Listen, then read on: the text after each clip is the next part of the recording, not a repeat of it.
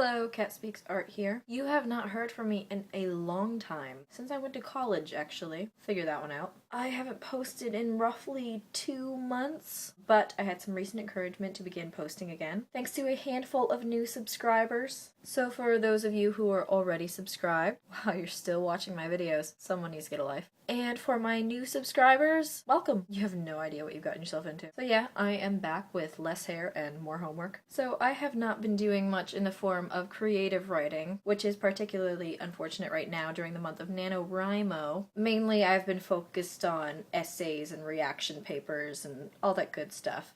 So today I plan on talking about things I have learned since I started getting a real live education. Mainly narrative structure. Now, I don't know if anyone has ever told you this, but everything in this world has rules, or at least guidelines, and until recently I had no idea that this statement included writing. It does. Now, there are several different ways that you can structure the plot of your story, but I found that the kind of subconscious fallback method for me is known as climactic structure.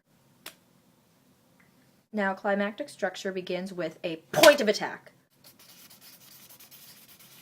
This is what kicks the story off and gets the reader interested. The point of attack leads to the exposition. This is the boring background information that the reader needs for the rest of the story to make sense. After the exposition, we have the complication. This is where things start to happen. Now, throughout the complication, the tension has been building until you reach the climax. The climax is the moment that we've all been waiting for. It is the most exciting point in the story, where everything is falling apart and coming together all at the same time. It's at this point that you kind of have an idea of how the story is going to end. And when done properly, it leads very gracefully into the resolution. The resolution is the time in which the writer ties up all the loose strings. And it is at this point that the reader experiences what is known as catharsis, which is the purgation of emotion.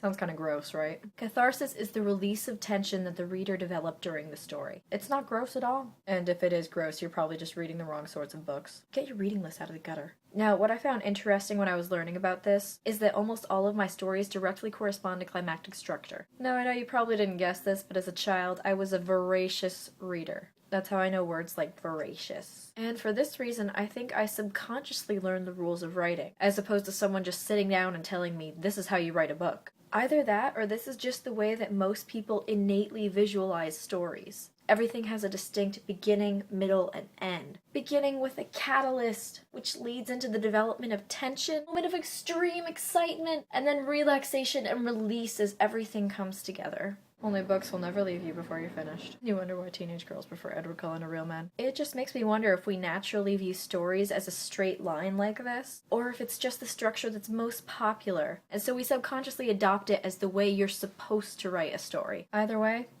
it's how I write. And again, if you were subscribed to me previously and you're still watching my videos, wow. And if you're a new subscriber, don't listen to anything my old subscribers say. Okay, thanks for watching. Yours truly, Cat.